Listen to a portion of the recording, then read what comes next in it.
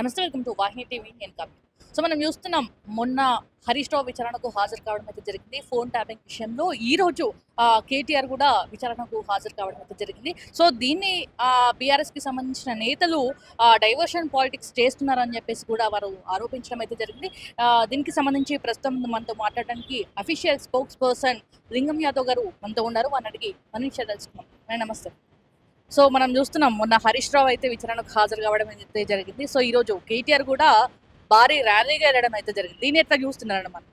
అండి, ఇవాళ కల్వకుట్ల కుటుంబం 10 ఏళ్లల్లా ఇవాళ దోచుకొని దాచుకోవడంతో పాటు తెలంగాణలో ఏ విధంగా వ్యక్తిగత స్వేచ్ఛని హరించిరు, ఇవాళ 10 ఏళ్లల్లా ప్రాథమిక హక్కులని భంగం కలిగిస్తూ, రైట్ టు ప్రైవసీ నుంచి భంగం కలిగిస్తూ వాళ్ళు ఏ విధంగా ఫోన్ ట్యాపింగ్ చేసిరనే దాని గురించి ఇవాళ సిటీ ఎంక్వైరీ జరుగుతుంది. ఆ ఎంక్వైరీలో భాగంగానే మొన్న హరీష్ రావు గారిని, ఇవాళ కేటీఆర్ని గారి పిలవడం జరిగింది. ఇవాళ కేటీఆర్ ఎంక్వైరీకి వెళ్ళి ఇవాళ నీ ఇన్నోసెన్స్ ప్రూవ్ చేసుకో, మీ 10 ఏళ్లలో నువ్వు తప్పే చేయకపోతే, నువ్వు ఫోన్ ట్యాపింగ్ చేయకపోతే నువ్వు ఎందుకు భయపడుతున్నావు, నువ్వు ఎందుకు ఉలికి పడుతున్నావు అంటే నువ్వు తప్పు చేసినావు కాబట్టి ఇష్యూను డైవర్ట్ చేసి ఏదో ఎమోషనల్ పాలిటిక్స్ చేయాలని చూస్తున్నారు. అయినా కూడా తెలంగాణ ప్రజలు చాలా విజ్ఞులు, అన్నీ గమనిస్తున్నారు. ఇవాళ మనం చర్చించవలసుకుంది ఏందండి, నువ్వు ఫోన్ ట్యాపింగ్ మీ ఆధ్వర్యంలో జరిగిందా, అది నీ ఆధ్వర్యంలో జరిగిందా, మీ బావ హరీష్ రావు గారి ఆదేశాల మేరక లేదా కేసీఆర్ ఆదేశాల మేరక? ఇవాళ దాని గురించి చెప్పమంటే ఇవాళ వీళ్ళు అవి చెప్పకుండా ఈ విధంగా మాట్లాడితే ఎట్లండి? ఇవాళ ఆనాడు సిట్ ఎంక్వైరీలో భాగంగా ఇవాళ వీళ్ళు 10 ఏళ్లల్లా ఫ్యామిలీలు ఎవరు విడిపోయారు, అదేవిధంగా బిజినెస్ మ్యాన్లను ఎవరిని బెదిరించి ఆస్తులు రాపించుకుర్రు, చివరకు జడ్జీల ఫోన్లు విన్నారు. ఇవాళ వాళ్ళు ఇచ్చినటువంటి ఆధారాలంగానే మిమ్మల్ని ఎంక్వైరీ పిలుస్తున్నారు. మీరు ఎంక్వైరీకి వస్తేనే ఇంత ఎందుకు భయపడుతున్నారు అంటే ఇవాళ కేటీఆర్ తప్పు చేసిండనేది ఇవాళ వాళ్ళకి అర్థమైంది. ఎందుకంటే వీళ్ళు 10 ఏళ్ళు చేసిన పాపాల పుట్ట అనేది ఇవాళ ఒక్కొక్కటిగా బయటపడుతుంది. దాంట్లో భాగంగానే ఇవాళ వీళ్ళు కొత్త డ్రామాకు తెరలేపినటువంటి వ్యక్తులు కేటీఆర్. ఇవాళ మేము ఒకటే అంటున్నామండి, నువ్వు తప్పే చేయకపోతే నువ్వు ఎందుకు భయపడుతున్నావు, నువ్వు ఎందుకు ఉలికి పడుతున్నారు, ఈ డ్రామాలు ఎందుకు, నువ్వు ఎంక్వైరీకి సహకరించు. అది పోయి నువ్వు ఇష్టం ఉన్నట్టు మాట్లాడితే ఎట్లండి అనే వీళ్ళు ఎన్ని డ్రామాలు ఆడినా కూడా ఈ కేసు నుంచి తప్పించుకోలేరు. ఎందుకంటే ఇవాళ చాలామంది ఎవరైతే దాదాపు 600 మందికి పైగా ఇవాళ ఆనాడు ఫోన్ ట్యాపింగ్ చేసిరు. అది ఒక కాంగ్రెస్ పార్టీకి సంబంధించిన కాదు, బీజేపీ పార్టీకి, తెలంగాణ ఉద్యమకారులకు, చాలామంది ఇండస్ట్రీలు అందరి ఫోన్లు చేసిరు. వాళ్ళందరూ కూడా బయటకు వచ్చి చెప్పారు. ఇవాళ దాని గురించి మాట్లాడకుండా వీళ్ళు ఇష్టం ఉన్నట్టు మాట్లాడితే ఎట్లండి? కాంగ్రెస్ పార్టీకి ఏం పని లేదు, అన్ని లొట్టపీస్ కేసులు ఫైల్ చేస్తుంటారు. బట్టగాల్చి మీదేయడం తప్ప వాళ్ళకి ఏం తెలియదు, వ్యక్తిగత ఆహ్వానానికి పాల్పడుతున్నారని చెప్పేసి కూడా కేటీఆర్ ఈరోజు ప్రెస్ మీట్ లో మాట్లాడడం జరిగింది. దాన్ని మీరేమంటారు? ఆ పిల్లల్ని కూడా వదలట్లేదు అని చెప్పేసి కూడా అంటున్నారు. అండి, వాళ్ళు లొట్టపీస్ కేసు అయితే మరి ఎందుకు భయపడుతున్నావు?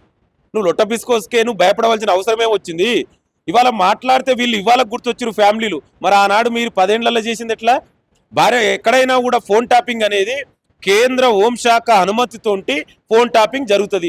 మీరు ప్రధాన ప్రతిపక్ష నాయకుడి పైన, ఉద్యమకారుల ఇంటిపైన, తెలంగాణకు జడ్జీల పైన వీళ్ళ మీద ఫోన్ ట్యాపింగ్ చేసిరు కదా. మరి ఆనాడు మీకు గుర్తుకు రాలేదా? ఆనాడు భార్య భర్త, నేను పేరు చెప్పదలుచుకోలే, భార్య భర్తలు ఏం మాట్లాడుకురో ఇన్నటువంటి దుర్మార్గులు మనకు తెలుసండి.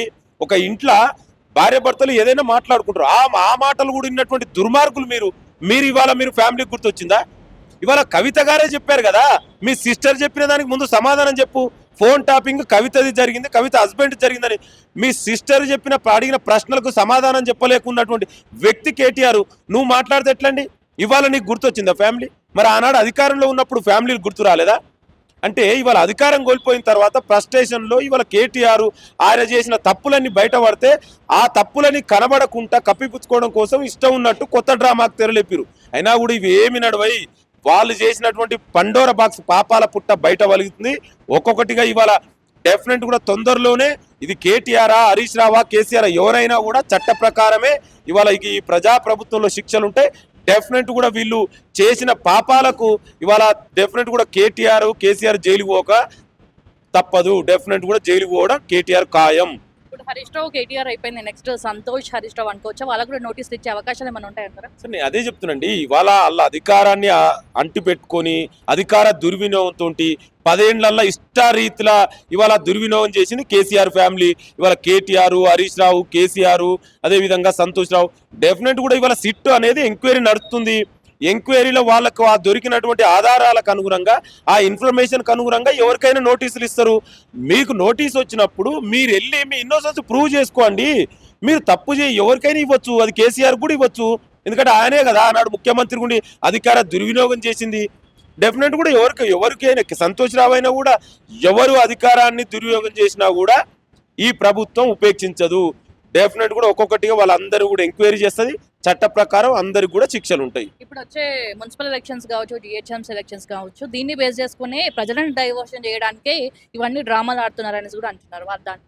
అండి ఎలక్షన్ కు భయపడుతుంది ఇవాళ కల్వకుంట్ల కుటుంబం, కేటీఆర్. ఇవాళ మీరు చూడండి, తెలంగాణ ప్రజాప్రభుత్వం ఏర్పడిన తర్వాత 2 సంవత్సరాలుగా ఏ ఎలక్షన్ జరిగినా కూడా గెలుస్తున్నది కాంగ్రెస్ పార్టీ. మీరు మొన్ననే చూసిరు జూబ్లీస్ బై ఎలక్షన్ లో. ఇవాళ పంచాయతీ ఎలక్షన్ లో కూడా మొన్ననే 70% పైగా స్థానాలు ఇవాళ కాంగ్రెస్ పార్టీ గెలుచుకుంది. మీకు బీఆర్ఎస్ కు పార్లమెంట్ సీట్లో 0 సీట్ వచ్చింది. మీకు అదేవిధంగా కంటోన్మెంట్ బై ఎలక్షన్ లో, జూబ్లీస్ బై ఎలక్షన్ లో, పంచాయతీ ఎలక్షన్ లో మిమ్మల్ని ప్రజలు బుద్ధి చెప్పిర్రు. మీరు డ్రామాలు ఆడుతురు. ఎలక్షన్ కోసం ఇది కాదు. ఎలక్షన్ కు దీనికి ఏం సంబంధం అండి? ఇవాళ సంబంధం అసలు విషయం ఏం చర్చ? మీరు ప్రాథమిక హక్కుని భంగం కలిగించిరు.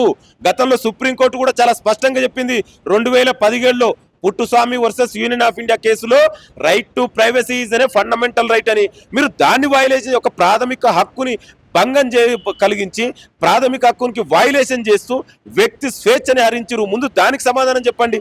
ఇవాళ రాజకీయ డ్రామాలు మీరు ఆడుతున్నారు. ఎలక్షన్ అంటే భయం మీకు. ఏ ఎలక్షన్ వచ్చినా కూడా మన పంచాయతీ ఎలక్షన్ నుంచి మొదలు పెట్టుకుంటే, పార్లమెంట్ నుంచి మొదలు పెట్టుకుంటే, రేపు మున్సిపల్ ఎలక్షన్లో కూడా కాంగ్రెస్ పార్టీ అత్యధిక స్థానాలు గెలవబోతుంది. మీరు చేసిన తప్పు గురించి మాట్లాడండి. ఎలక్షన్ గురించి మీరు ఎందుకు మాట్లాడుతున్నారు? ఎలక్షన్ వచ్చినప్పుడు ఎలక్షన్లో చూసుకుందాం. ప్రజలు డిసైడ్ చేస్తారు కదా ఎవరిని గెలిపించాలి, ఎవరికి ఓటేయాలనేది. మీ 10 ఏళ్ల పాలన పైన, కాంగ్రెస్ 2 సంవత్సరాల పాలన పైన ప్రజలు చాలా తీర్పిచ్చారు పంచాయతీ ఎలక్షన్ల. ఇవాళ మీరు చేసినటువంటి తప్పు గురించి మాట్లాడండి. ఫోన్ ట్యాపింగ్ ఎందుకు చేసిరు? మీరు చేపించి ఎవరిని బెదిరించిర్రు? ఎవరు ఆస్తులు రాయించుకుర్రు? ముందు దాని గురించి చెప్పండి. అవి వదిలేసి డైవర్ట్ చేస్తుంది కేటీఆర్ అసమర్థత. మీరు ఒకటి చూడండి, కేటీఆర్ వర్కింగ్ ప్రెసిడెంట్ అయినాక ఇప్పటి వరకు కూడా ఒక్క ఎలక్షన్లో కూడా బీఆర్ఎస్ గెలవలే. ఇంకా ఎలక్షన్ గురించి కేటీఆర్ మాట్లాడతారండి? ఇంతకంటే నిదర్శనం ఇంకేం కావాలి? ఆయన అసమర్థత కనబడుతుంది కదా. పార్లమెంట్ ఎలక్షన్ నుంచి పంచాయతీ ఎలక్షన్ వరకు ఒక్క ఎలక్షన్లో కూడా బీఆర్ఎస్ గెలవలే, కేటీఆర్ గెలవలే. ఇంకా ఎలక్షన్ గురించి మాట్లాడే కానీ ఎక్కడదండి కేటీఆర్? సో బొగ్గు కుంభకోణం విషయానికి వస్తే అంత ప్రూఫ్స్ తో సహా మేము బయట పెట్టినా కూడా ఏం బీకలేకపోతున్నారని కూడా అంటున్నాను. అండి ఇప్పుడు బొగ్గుల స్కామ్లు ఏం జరిగింది అనేది, అసలు ఆ స్కామ్ ఎప్పుడు జరిగింది, ఏం జరిగింది అనేది ఇవాళ కిషన్ రెడ్డి గారు కూడా చెప్పారు. 10 ఏళ్లలో తెలంగాణలో అధికారంలో ఉన్నది మీరే. ఇంకొకటి, అసలు సైట్ విజిట్ అనే సర్టిఫికేషన్ పెట్టిందే బీఆర్ఎస్ హయాంలో. మరి వాళ్ళు బీఆర్ఎస్ హయాంలో ఉన్నటువంటి టెండర్లు ఎవరికి దగ్గర ఇప్పుడు వాళ్ళకే వచ్చినాయి. కొత్తగా అవినీతి ఏడా జరిగిందండి? ఇది ప్రజాప్రభుత్వం. ఇది ట్రాన్స్పరెన్సీ ఉంటుంది, అకౌంటబిలిటీ ఉంటుంది. ప్రజాప్రభుత్వం మీ లెక్క అవినీతి చేస్తారనుకుంటే ఎట్లండి? మీ 10 ఏళ్లలో అవినీతి జరిగింది చెప్పమంటావా? మీ అవినీతి గొర్రెల స్కామ్ నుంచి మొదలు పెడితే చేపల scam, land mafia, sand mafia, liquor scam, telephone tapping, విద్యుత్ కొనుగోలు, కాళేశ్వరంలో అవినీతి. కాదేది అవినీతి కనర్హం? 10 ఏళ్లలో అవినీతి చేసింది మీరు. మీ అవినీతి అక్రమాలు ఇవాళ బయటపడుతున్నాయి. పండోరా బాక్సు, ఆ పాపాల పుట్ట బయటపడి ఇవాళ దానికి తట్టుకోలేక రాజకీయ డ్రామాలు ఆడుతుంది మీరు. ఇవాళ ఇది ప్రజాప్రభుత్వం. ఎక్కడ కూడా అవినీతికి తాము లేదు. ప్రజాప్రభుత్వం. ఇవాళ మీ కవిత, మీ సిస్టర్ అడిగిన ప్రశ్నలకు సమాధానం చెప్పండి. ఆ సమాధానాలకు చెప్పలేక పారిపోతున్న వ్యక్తులు మీరు. 10 ఏళ్లలో మీ ఆస్తులు ఎట్లా పెరిగినాయి? 2014 ముందు మీ ఆస్తులు ఎంత, ఇవాళ ఆస్తులు ఎంత? ఇవాళ దాని గురించి చర్చ పెట్టండి. 10 ఏళ్లలో మీరు ఏం చేసిరో తెలంగాణ ప్రజలు మర్చిపోయిరా? దయచేసి ఇవాళ మీరు చేసినటువంటి అవినీతి పాపాల పుట్టకు ఇవాళ శిక్ష పడే రోజు దగ్గరలో ఉంది. మీరు ఎన్ని డ్రామాలు ఆడినా కూడా ఈ శిక్షల నుంచి మీరు తప్పించుకోలేరు కేటీఆర్. మేము ఏం భయపడము, ఎన్ని విచారణలకు కూడా హాజరవుతాం. ఎందుకంటే మేము ఏం చేయలేము కాబట్టి, చేయలేమని చెప్పేసి చాలా కాన్ఫిడెంట్ గా కూడా ప్రెస్ మీట్ పెట్టిండు కేటీఆర్. దాన్ని ఎట్లా అంటారు? నేను అంటున్నా, ఇవాళ మీరు ఆ ప్రెస్ మీట్ కూడా చూడండి. కేటీఆర్ కాన్ఫిడెన్స్ ఎక్కడ ఉందండి? భయం ఉంది. ఆ భయం నుంచి దాచుకొని ఏదో ఒకటి అంటే ఏదో బయటపడుతున్నా, ఏదో చేస్తున్నా అనేది చెప్పుకోవడం తప్ప కేటీఆర్ తప్పు చేసిండు అనేది కేటీఆర్కి తెలుసు. కేటీఆర్ ఇవాళ ఈ ఫోన్ ట్యాపింగ్ లో చాలా స్పష్టంగా ఆధారాలు ఉన్నాయి. కేటీఆర్ యొక్క ఇన్వాల్వ్మెంటు. దాని నుంచి డైవర్ట్ చేయడం కోసం ఏదో మేకపోతూ గాంభీర్యం అంటారు చూడు, అట్లా ఏదో ప్రెస్ మీట్ పెట్టి మాట్లాడడం. అది నీకు ఎంక్వైరీకి పోతే మరి ఎందుకు భయపడుతున్నావు? ఇంత అడావుడు చేయవలసిన అవసరం ఏంది? నీ ఎంక్వైరీకి పోయి నువ్వు ప్రూవ్ చేసుకో నీ ఇన్నోసెన్స్ని. అంటే నువ్వు భయపడుతున్నావు అనేది చాలా స్పష్టంగా అర్థమైతే, నువ్వు తప్పు చేస్తున్నావు అనేది చాలా స్పష్టంగా అర్థమైంది. నాకే కాదు, ఆ మీడియా చూసిన, ఇంటర్వ్యూ, ఆ ప్రెస్ మీట్ చూసిన జనాలందరూ కూడా అదే అనుకుంటున్నారు. సో హరీష్ రావు కూడా అన్నారు మేము అధికారంలోకి వచ్చినాక ఏ బొక్కల నుంచి కూడా అన్ని బయటికి తీస్తామనేసి అని అంటున్నారు దాన్ని. ఇంకెక్కడ ఇక హరీష్ రావు బీఆర్ఎస్ అండి, టీఆర్ఎస్ బీఆర్ఎస్ అయింది, బీఆర్ఎస్ వీఆర్ఎస్ అయింది, అది వాలంటరీ రిజైన్ గా అయిపోతుంది. బీఆర్ఎస్ ఇప్పుడు 4 ముక్కలు, గతంలో 4 ముక్కలు, ఇప్పుడు 3 ముక్కల ఆటగా అయిపోయింది. ఎవరు ఇప్పుడు హరీష్ రావు వర్గం, కేటీఆర్ వర్గం, సంతోష్ రావు వర్గం, కవిత ఇప్పుడు సపరేట్ వచ్చింది. ఇంకెక్కడ బీఆర్ఎస్ అనేది ఇక తెలంగాణ వాళ్ళ పగటి కళలు కనడం తప్ప హరీష్ రావుకు ఇంకెక్కడి తెలంగాణ ప్రజలు బీఆర్ఎస్ పార్టీని, టీఆర్ఎస్ పార్టీని ఎప్పుడూ మర్చిపోయారు. అందుకే కేసీఆర్ ఇవాళ ఫామ్ హౌస్ నుంచి బయటకు రావట్లేదు. ఇంకా నువ్వు మళ్ళీ పగటి కళలు అంతే ఎట్లా? వాళ్ళకి అధికారం అనేది కల్లయిగా.